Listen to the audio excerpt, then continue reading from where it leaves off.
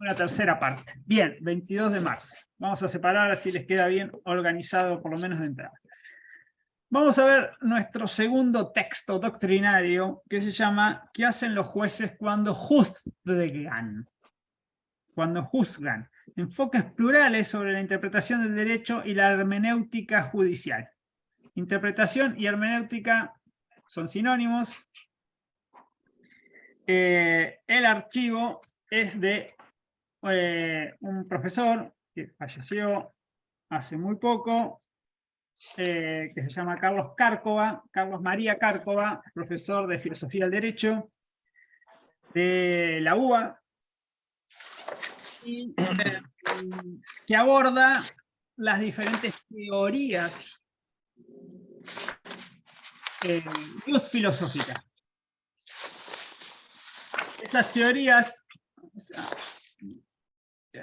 Esas teorías nos van a acompañar durante toda la materia, porque son las que van a formatear el análisis que haga cada operador jurídico, sea abogado, sea juez, sea doctrinario, sea legislador, ¿sí?, acerca del derecho.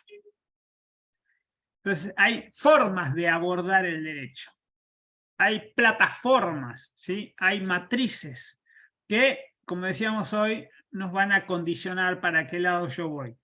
Porque no hay una única realidad para el derecho, no hay un único derecho aplicable, todo es interpretable. Pero tengo que ver desde dónde parto.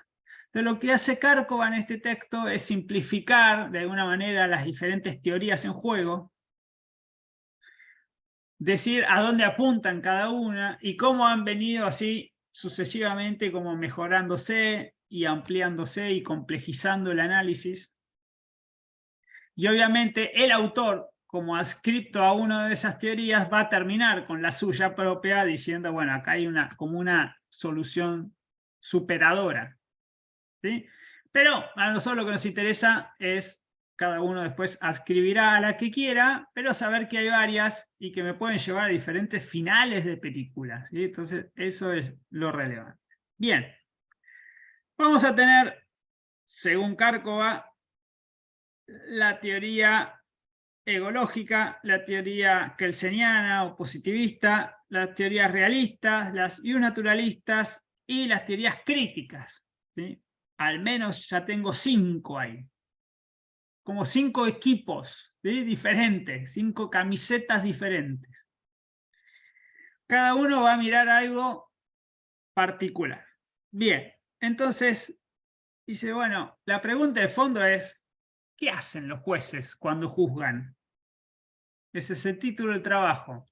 ¿Qué hacen? Es decir, ¿qué tienen en cuenta? ¿Y qué buscan? ¿A dónde quieren llegar? ¿Con qué materiales trabajan? ¿Cuáles son los intereses a los cuales le dan relevancia? ¿Y cuál es el objetivo de su labor? Entonces, por eso va a hablar de la hermenéutica judicial. Y durante muchos pasajes va a hablar de cómo interpretan los jueces, bueno, ese material que tienen, la ley, los fallos, bueno, todo eso que está por ahí. Bien, entonces, nos pone de entrada, digamos, todo el material sobre la mesa. Dice, vamos a hablar de parámetros puramente lógicos y metodológicos, como una teoría positivista, agarro el derecho, tengo una secuencia lógica, llego a la conclusión,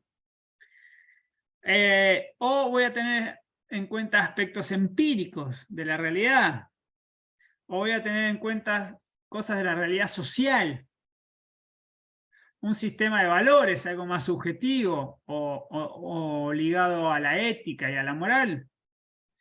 Tengo que ver cuál es la situación del juez en ese momento dado, particular.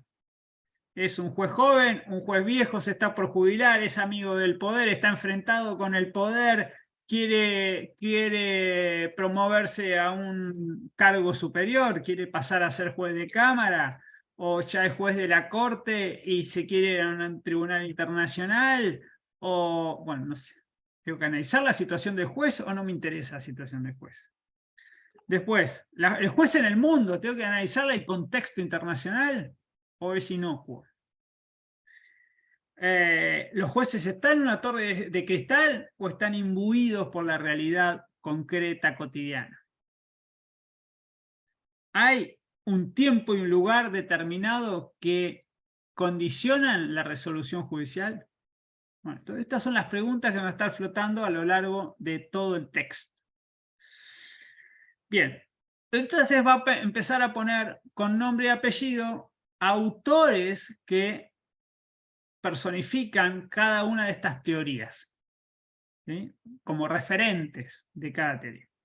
La primera es la teoría egológica, ¿sí? Que va a hablar de condiciones intersubjetivas. Es como el gran aporte que hace, ¿sí? Condiciones intersubjetivas a partir de un protagonista que actúa, ¿sí?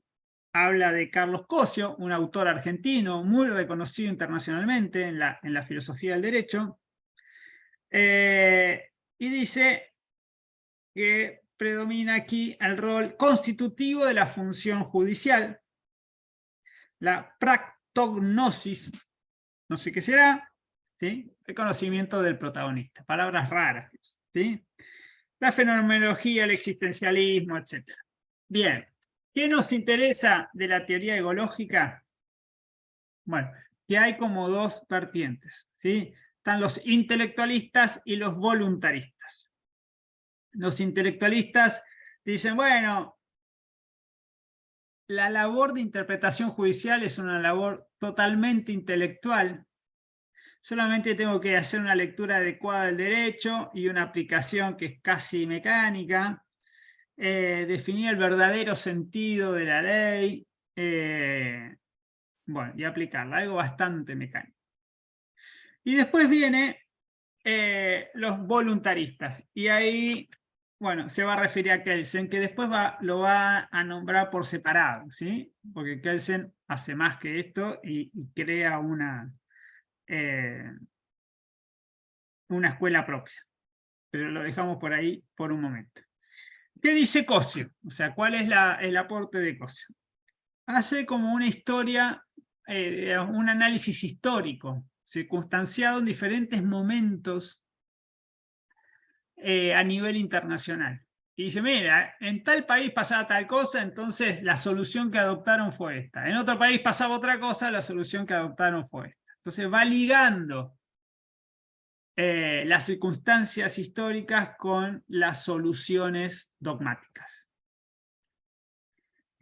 Bien, y liga política con derecho, con ideología, etcétera, etcétera, ¿no? Entonces dice, bueno, primero en Francia, ¿qué hicieron? Bueno, método de interpretación, dice, es un invento de la burguesía. Entonces, la burguesía lo que quería es darle fuerza a la ley en detrimento de bueno, el ancien régimen, ¿sí? Los reyes, etcétera, toda la nobleza a la que querían combatir. Y la burguesía se concentra no en los tribunales, sino en el parlamento. Entonces, como se concentra en el poder legislativo, la fuerza la va a tener la ley. ¿Y cómo hago para que eso sea así? Bueno, dice, se inventa la exégesis. La exégesis es la interpretación de la ley, pero para darle lo que dice el recto sentido de la norma.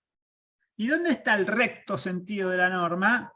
En la voluntad del legislador, algo que ustedes van a escuchar bastante a lo largo de la carrera.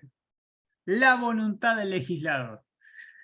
Entonces, la figura del legislador es única y tiene una sola voluntad. Entonces, en el Congreso hay un único sujeto que se manifiesta. Entonces, bueno, ¿qué dice el legislador? Bueno, el legislador tal cosa, tal otra. Bueno, se acabó la discusión. ¿Por qué? Porque esa es la correcta interpretación de la ley. No se la dejo la interpretación a los jueces, la hace el congresista, ¿sí? En el Congreso. Bien.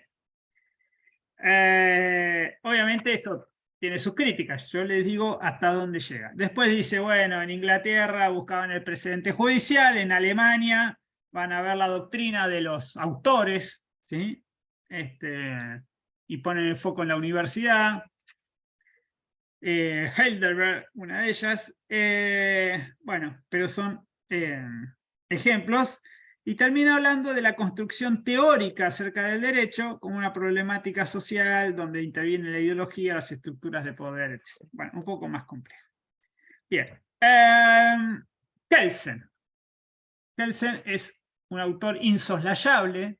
Si ustedes pretenden ser excelentes juristas el día de mañana, así no lo sigan. ¿Sí?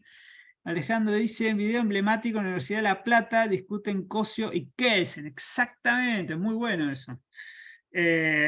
Sí, es como icónico, ¿no? Cuando vino Kelsen a Argentina y vino a pelearse con Cosio precisamente. Y vaya si se pelearon. Bien. Hans Kelsen, autor austríaco, judío, perseguido por el nazismo, se tiene que exiliar en Estados Unidos, pierde todos sus cargos. Bueno, tiene una historia que es para estudiarla por sí, y tiene la gran proposición que es lo que se llama la teoría pura del derecho. Y esa teoría pura del derecho, entre otras postulaciones, habla del rol judicial. Y el rol judicial, que es lo que está estudiando acá Cárcova en este artículo, Kelsen lo pone en estos términos. Mire, cada vez que un juez actúa, hace dos cosas. Entiende la ley, la estudia, la analiza, la comprende, el derecho y las circunstancias del caso, y después lo aplica a la controversia que tiene que resolver. Entonces, primero mira para arriba, después mira para abajo. Y siempre hace eso el juez, siempre. Salvo en dos momentos.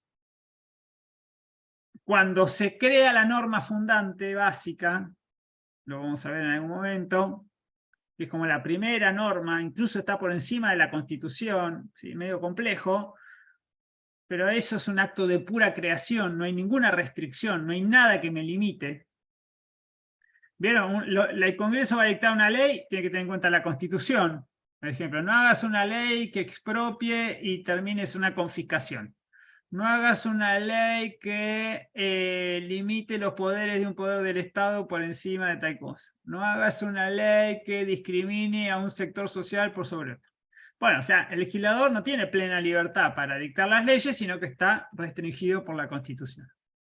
El primer constituyente, el constituyente del 94, estaba constreñido por la Constitución existente y por la ley de necesidad de reforma, etc. Y el primer constituyente de 1853, uno puede decir, bueno, ¿y qué restricción tenía para dictar la Constitución? Bien, la única restricción que tenía era la legitimidad para hacer lo que estaba haciendo. Además veníamos de 50 años de guerras civiles. ¿Y ustedes quién les dijo que pueden hacer lo que están haciendo? Bueno, la respuesta de Kelsen a eso es que hay una norma por encima, que le da legitimidad al primer constituyente y que de alguna manera le indica a todos los súbditos que tienen que obedecer esa constitución.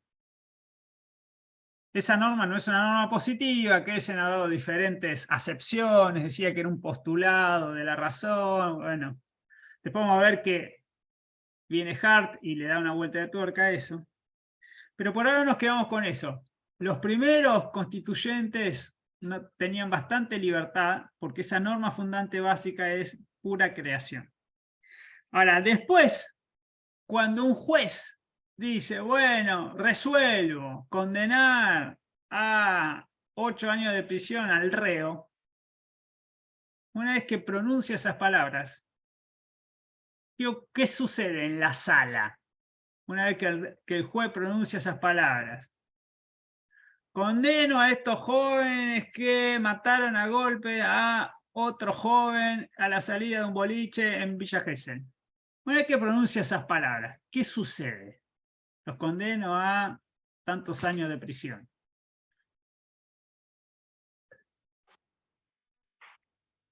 Y hay que dar cumplimiento. Sí.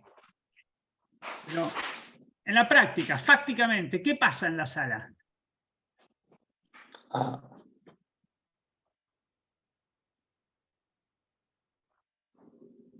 Unos lloran, unos festejan, pero después, ¿qué pasa?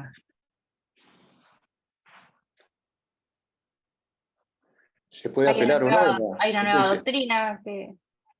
No, todo eso es para... En la práctica, ¿qué ocurre en ese momento? Después vendrán apelaciones, después vendrán, no sé, irán a su estudio de televisión, después, no sé. Pero ahí... ¿La doctrina? No, doctrina no, olvídate. En la práctica, ¿qué pasa? En concreto, ahí, en ese momento, en la sala, donde están los jueces, donde están los acusados, donde están los abogados, donde están los familiares, ¿qué pasa una vez que el juez dice condeno a tantos años de prisión?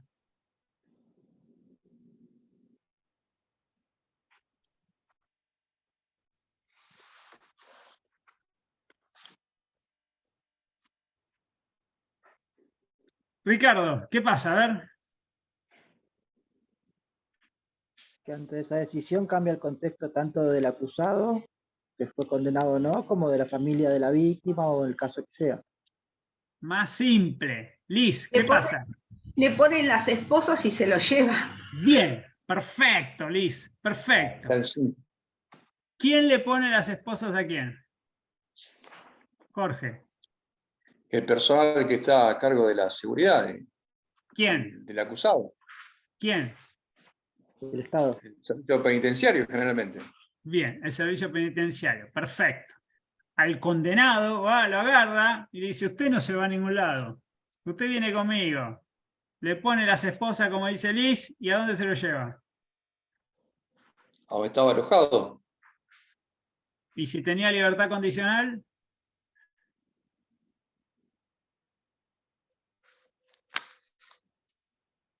Venía de su casa.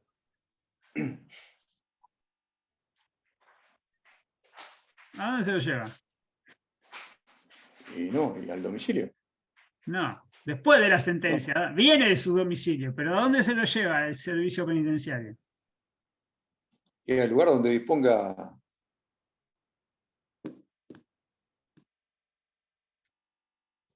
¿Donde disponga quién? El tribunal que lo condenó. Bien, perfecto.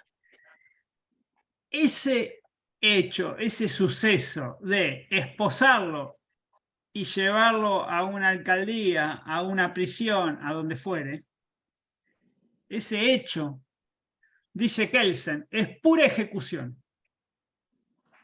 Entonces, yo voy a tener todo el tiempo interpretación, análisis y aplicación del derecho, salvo en la primera Constitución, la norma fundante, y salvo en la ejecución de sentencia. Eso es pura ejecución. No tengo nada intelectual que hacer. No tengo ni un análisis que hacer. Ahí es como que no hay creación del derecho, hay aplicación. Porque Kelsen dice, cada vez que un juez resuelve, está creando derecho, porque es aplicar el derecho superior al caso. ¿Sí?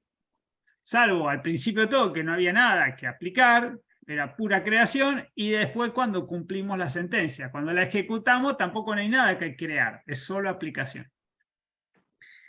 Bien, eso es como el gran aporte de Kelsen en cuanto a la actuación judicial.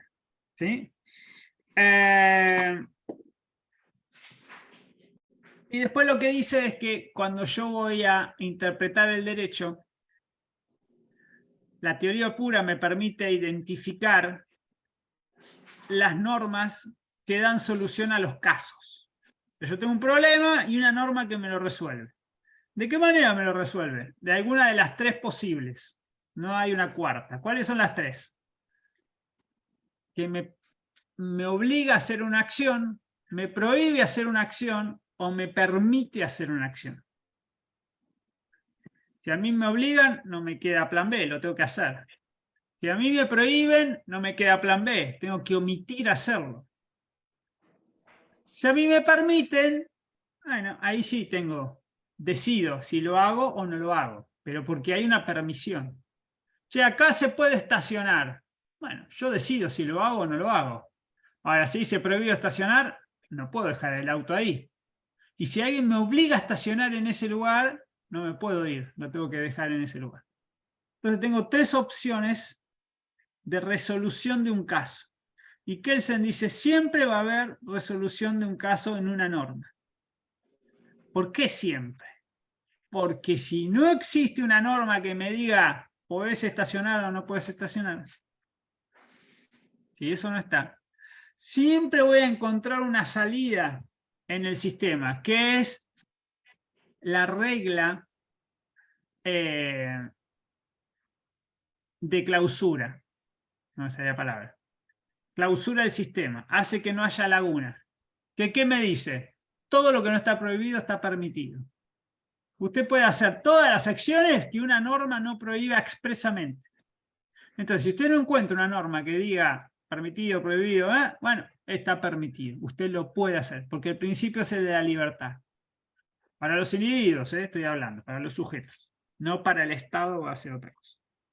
Bueno, eso más o menos en 2 palabras, el mundo de Kelsen. Va a hablar también de la escalerita, ¿sí? El famoso pirámide de Kelsen no es más que eso, que decir, bueno, siempre la validez de una norma va a estar en una norma superior, tengo que mirar para arriba. ¿Sí? La resolución que dicta el ministro de Economía, ¿es válida o no es válida? Y bueno, tengo que ir a ver una ley. ¿Y la ley que dictó el Congreso es válida o no es válida? Y tengo que ir a ver la Constitución. ¿Sí? Siempre hago así, siempre voy subiendo y ver, bueno, ¿cómo se dictó esta ley? ¿Quién la dictó? ¿Es válida? ¿Vieron que acaba de ser la reforma de la seguridad social en Francia? Y fue al Congreso y no tenía los votos y la sacó por decreto Macron. Bueno, ¿ese es un procedimiento válido? Bueno, ¿y cómo lo sé? Y tengo que ir a buscar una ley o por ahí está en la Constitución. Entonces el procedimiento de sanción de las normas también está dado. Y tengo que... Bueno, y Kelsen dice eso, tengo que ver hacia arriba la legalidad de las normas. Bien, me quedo hasta acá porque si no voy a hablar todo el día de Kelsen. Pasamos a Hart, tercera escuela, es una derivación del positivismo de Kelsen. Hart va a poner el acento en Herbert Elia Hart va a poner el acento en el lenguaje, entre otras cosas. Dice, derecho, el lenguaje. Por eso nosotros vemos al principio Carlito y Carlita, para entender que no podemos hablar de leyes, de fallo, si no entendemos el lenguaje. Vamos a seguir estudiando algunas particularidades más adelante del lenguaje. Vamos a ver los métodos de interpretación también, ¿sí? Que están ahí en este capítulo. O en el 2, no me acuerdo, en uno de los 2 primeros. Bien, y Hart habla de la textura abierta del lenguaje. Es decir, el lenguaje es un campo a ser interpretado, que me da disímiles respuestas según el intérprete. ¿Por qué? Porque tiene vaguedad, porque tiene ambigüedad, porque tiene lagunas. Esto ya lo vamos a ver a fondo, ahora se los menciono nada más. Bueno, Hart sigue a Kelsen en la teoría positivista, es uno de los exponentes de la teoría analítica del derecho, la filosofía analítica, y uno de sus aportes principales es el de hablar de reglas primarias y reglas secundarias. Esto lo van a ver, si no lo vieron ya en filosofía. Las reglas primarias son las típicas reglas penales, ¿sí? Que establecen sanciones o una regla o las normas de multas, de una multa de tránsito. Si usted hace X va a tener esta consecuencia que es una sanción, que es la privación de un bien. Bien de la libertad, un bien económico, etc. Reglas primarias, típicas. Y las reglas secundarias son reglas que nos dicen cómo se crean las reglas primarias. Son reglas procedimentales, reglas de forma. Cómo se crean, cómo se modifican, cómo se eliminan las primarias, ¿sí?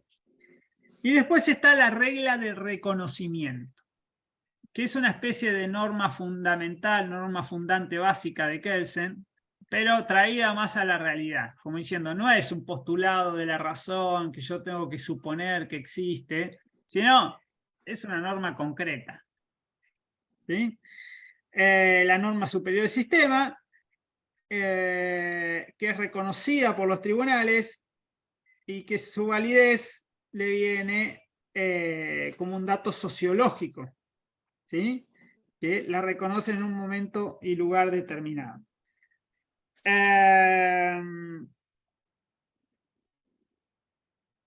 Y después lo último que habla es que cómo abordo yo el derecho. Bueno, depende si soy un actor involucrado o soy un espectador. Y el punto de vista interno o el punto de vista externo. Yo soy un operador jurídico, actúo en el derecho, dentro del derecho, estoy metido. Otra cosa es si yo soy un analista, soy un doctrinario y lo miro desde afuera y veo la película completa y puedo decir acá hay inconsistencias, este sistema no cierra, etc. Otra cosa es cuando estoy operando con él.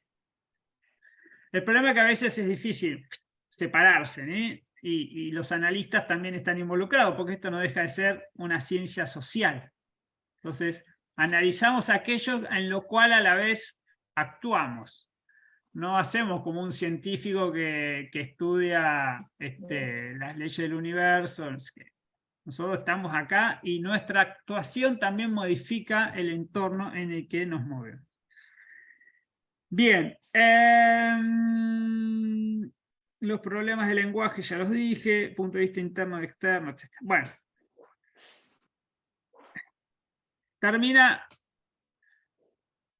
Carco hablando de Hart y dice, bueno, ¿cuál es la teoría del juez para Hart? Una teoría constitutiva. ¿Sí? Porque existe siempre un margen de discrecionalidad, ¿sí? No es una operación meramente mecánica, como podrían decir los positivistas. Implica voluntad, bueno, en esto se parece a Kelsen, ¿sí? Un juicio de valor, etcétera, etcétera. Bien. Cuarto, Dworkin, D-W, Dworkin, Ronald Dworkin, ¿sí?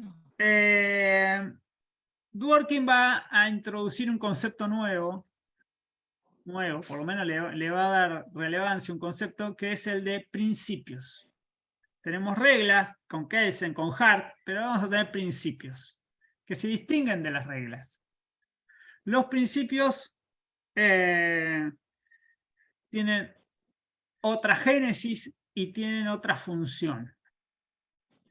A veces los principios no vienen del derecho positivo, sino que vienen de otro lado. Y la función no es resolver un caso a todo o nada, se aplica la regla o no se aplica, puedo comprar o no puedo comprar, puedo vender o no puedo vender, puedo importar o no puedo importar, es así o no, sino que los principios son como de una aplicación más genérica, o que me da un rango, o que me da una pauta general, y después yo tengo que, bueno, ver cómo lo bajo al caso. O sea, principio pro homine, principio pro trabajador. Bueno, en relación laboral tengo que estar a favor del trabajador porque es la parte más débil. Bien, ¿qué quiere decir? ¿Que el trabajador puede hacer cualquier cosa y está exculpado siempre, justificado? No, bueno, pero en caso de duda o en ciertas circunstancias, tengo que decidir, el juez tiene que decidir a favor del trabajo. Bueno, son principios generales. Principios generales del derecho, etc. Entonces, ¿qué dice Dworkin? Bueno, hay principios, ¿sí? Y hay otras cosas más que son, o sea, en juego. No son solo reglas lo que hay en juego, que tiene que utilizar un juez, sino que hay principios. Habla del juez Hércules que busca una solución y dice principios de naturaleza política y moral. Tengo normas, tengo principios, tengo valoraciones sociales, pautas políticas, criterios morales, etcétera. Normas, principios y valores. Es como que complejiza el análisis. Y este juez Hércules es el juez omnisciente que conoce todo eso y puede dar la respuesta correcta para un caso difícil. Es como un juez que todo lo puede y te va a tirar la posta de cómo resolver un caso, teniendo en cuenta normas y principios. Bien.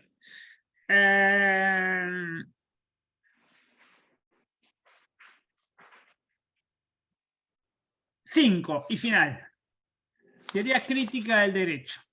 ¿Sí? Acá es donde está inscrito Cárcova, entonces la deja para el final y dice, bueno, con esto superamos las críticas que tenían todas las demás. Una era mecánica, la otra era como que me empantanaba todo, una era como había que ir a suposiciones intelectuales, otra te hablaba de reglas, pero no sabía si estabas adentro o afuera. Bueno, todas esas críticas las resuelve con esta teoría crítica. La teoría crítica del derecho, que viene de una postura política cercana al marxismo. El marxismo, ustedes saben, tiene ciertos postulados que hablan de la materialidad como diferente de la superestructura, que la materialidad condiciona y que habla de lo social como algo complejo. Entonces, ¿qué va a decir la teoría crítica? Mire, todo bien con el kelsenianismo, con la teoría positivista, con las reglas, incluso con los principios. Pero, ¿saben? Nos estamos olvidando de algo. Que tanto los legisladores como los jueces, como todos están insertos en un momento político dado, en una realidad concreta, están determinados por sus circunstancias. Entonces, lo que yo tengo... e interactúan. Yo tengo que ver cómo se da toda esa interacción. No hay jueces que están en una torre de marfil y legisladores que están recluidos en el Congreso. No, el legislador está sancionando y escucha los bombos de los que están afuera. El juez va a resolver una sentencia y sabe que lo están esperando con un micrófono para que explique por qué. Y el presidente tal cosa, y así todo, y todos los actores sociales que intervienen. Bien, entonces... ¿qué dice esta teoría crítica? Bueno, que le tengo que dar mucha importancia a lo discursivo, a las prácticas sociales y a cómo se construye el sentido, ¿sí?, de esas prácticas. Entonces dice, ¿qué es el derecho para teoría crítica? Bueno, 3 palabritas que se tienen que aprender. El derecho es una práctica social específica. Práctica social específica. Si hablamos de práctica, hablamos de interacción. De algo que se realiza en la realidad, que se da de manera continua, repetitiva, ¿sí? La práctica como una costumbre en el derecho. Siempre hacemos lo mismo y hacemos... Pero implica esto, acciones. Social, porque... hay interacción entre los sujetos en un ámbito social, no es aislado. Y específica porque el derecho tiene cierta especificidad. Estas prácticas se refieren a cierta materialidad que lo distinguen de lo político, lo económico, lo religioso, etc. Bien. Y esa práctica social discursiva es de naturaleza... práctica social específica de naturaleza discursiva. Y el discurso como productor, como constituyente del sentido de esa práctica. Que no solo hago una práctica, sino que le doy el contenido, el alcance, la significancia que tiene. A través de cómo la nombro, cómo la explico, cómo la presento en sociedad. Mire, usted está provocando un caos de tránsito. No, yo no estoy provocando un caos de tránsito. Yo estoy ejerciendo mis derechos constitucionales. Bueno, la acción es la misma. Una persona que interrumpe el tráfico. Bueno, alguien lo interpreta de una manera, otros lo interpretan de otra manera. Mire, usted está acá...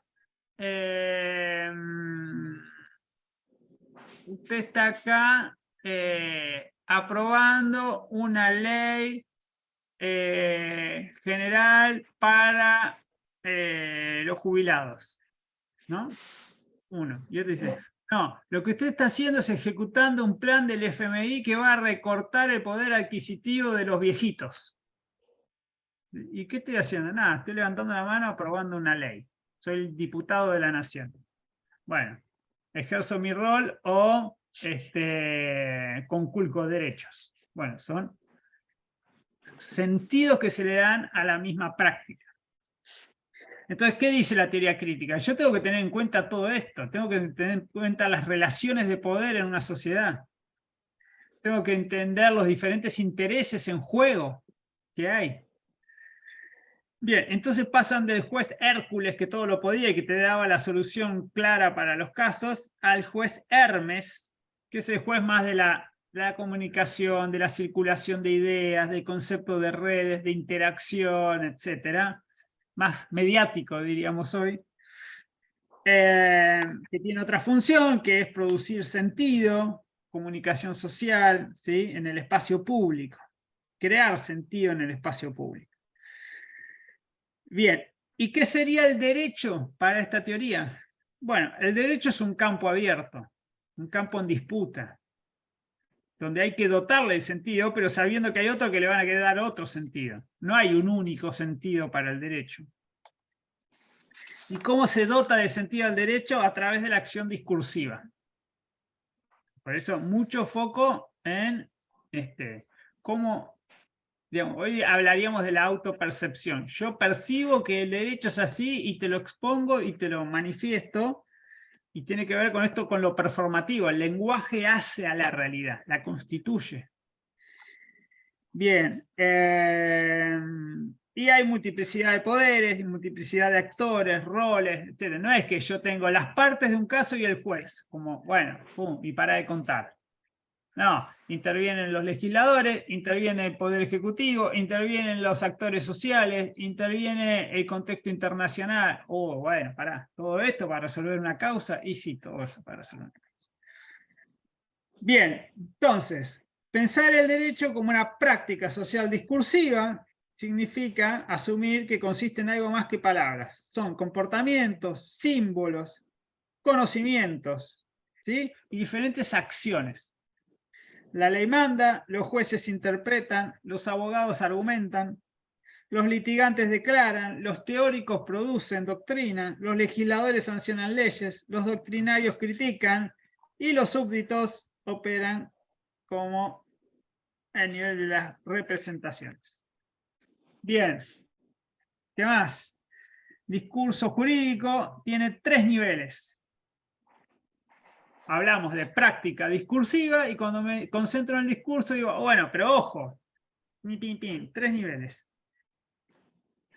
Las normas, bueno, en esto es kelseniano, las normas positivas dictadas por el Congreso conforme un procedimiento dado por una norma superior, ahí no varía, pero complejiza el análisis, porque dice, hay normas, hay interpretaciones sobre las normas que hacen, bueno, los operadores del derecho, los técnicos, los que saben, los eruditos, los expertos, los que tienen algún rol, interpretaciones técnicas, y después los que sufrimos el derecho, es decir, los que solo ejercemos, lo aplicamos, lo ejecutamos. ¿Sí? Yo llevo un semáforo y freno. ¿Por qué freno en el semáforo rojo?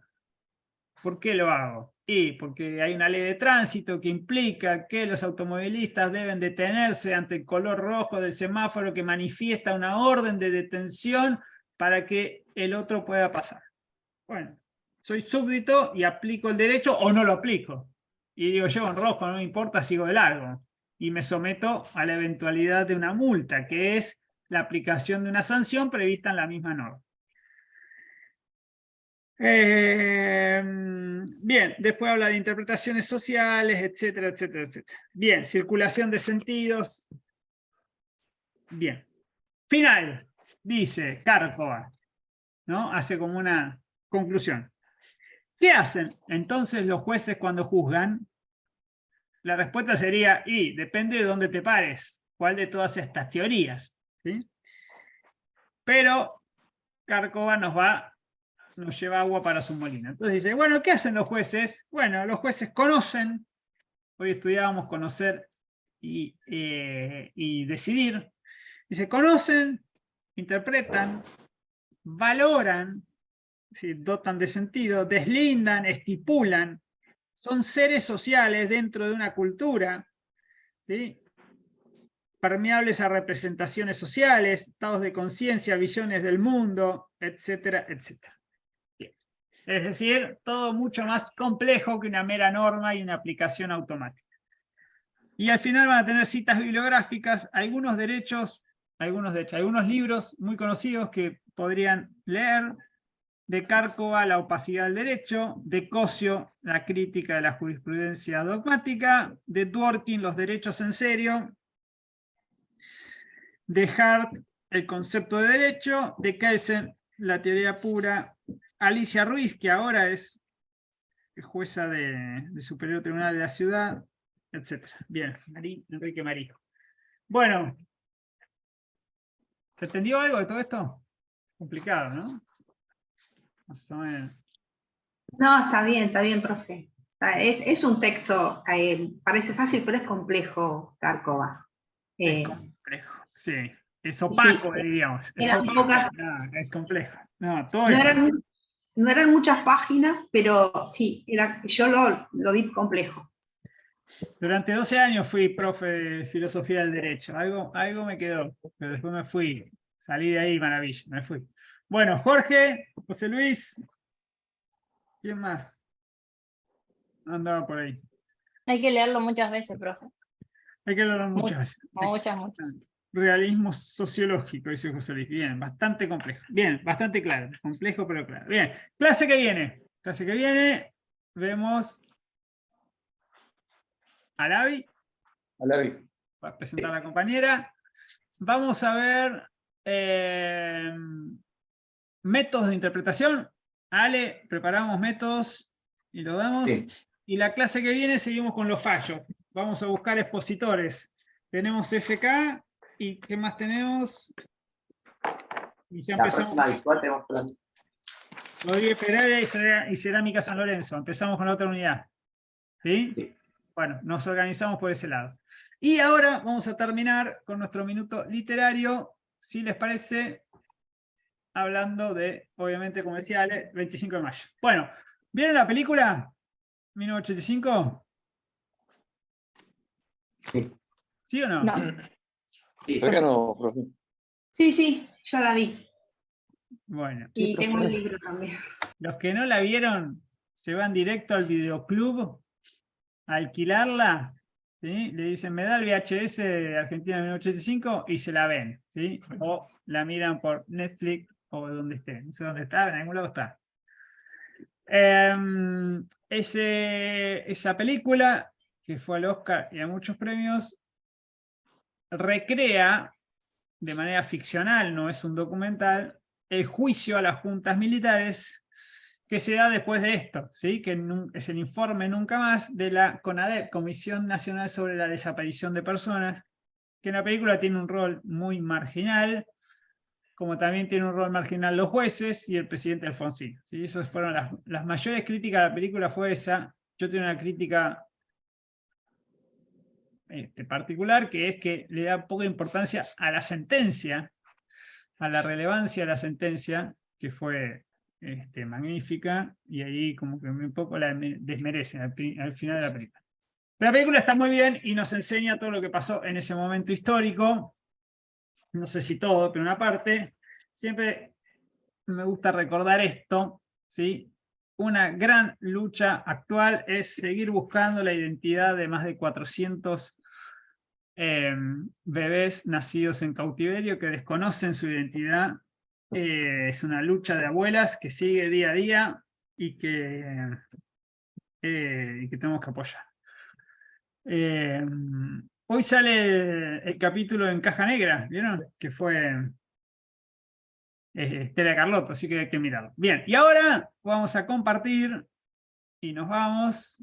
Hay muchas cosas que uno podría decir, buscar material, canciones, de todo. Pero yo les voy a compartir, un momento, creo que venía acá. Una canción que a mí me gusta mucho.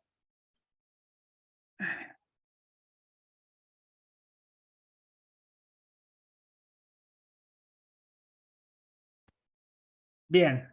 ¿Qué se llama? ¿Me escuchan?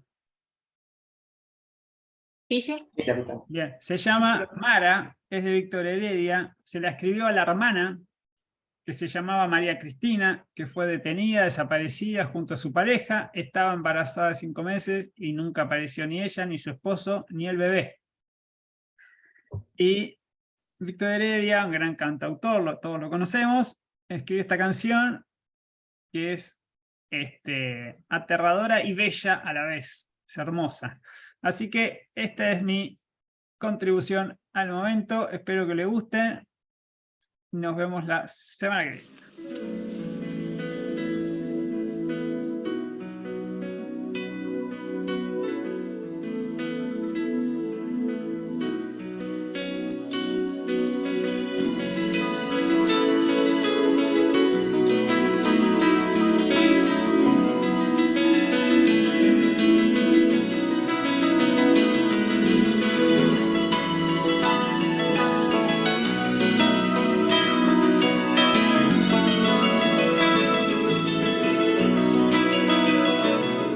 Ya sabemos dónde están las cosas muertas, esos rostros de asesinos que regresan a explicarnos que jamás hicieron nada. No sé bien dónde poner tanta tristeza. Hoy tratemos de olvidar tanta mentira. No quisiera darte un beso con tal pena, que presientas otra vez esas heridas, destilando su dolor de cosas viejas. Mara, Mara, Mara, Mara, Mara, Mara, déjame sentarme aquí a pensar tan solo en vos, a mirar en tus ojos estrellas más grandes que el sol. Mara,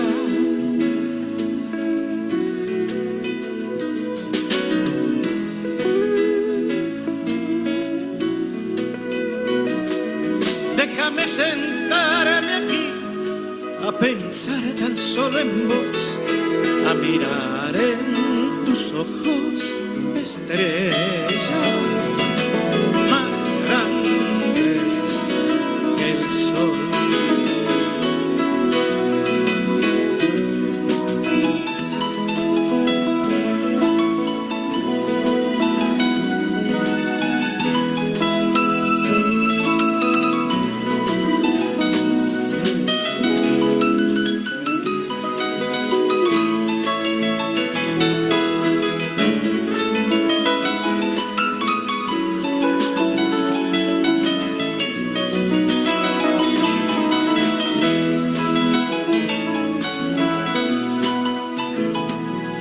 Al final la vida tiene esa costumbre de mezclar su cubilete de tal forma que no hay quien pueda llegar hasta la cumbre sin sufrir estrictamente algunas normas.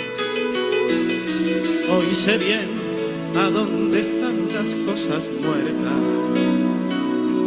No me vengan con oscuras bendiciones. Solo quiero un beso tibio de la vida, sin recuerdos de tortura y dictadores. Mara, Mara, Mara, Mara, Mara, Mara, déjame sentarme aquí a pensar tan solo en vos, a mirar en tus ojos estrellas más grandes que el sol.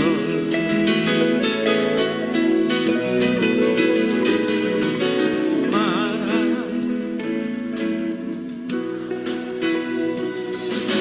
Mara, déjame sentarme aquí a pensar tan solo en vos, a mirar en tus ojos estrellas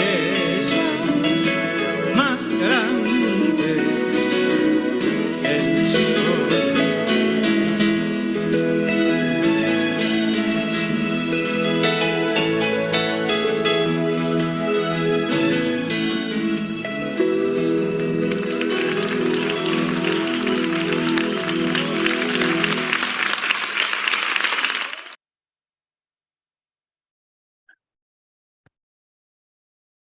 Bueno, gentes, hasta la semana que viene. Pásenlo lindo. La semana que viene, profesor. Que ande bien. Profe, nos vemos. Chao. Hasta luego, profe, gracias. Chao. Chao, profe.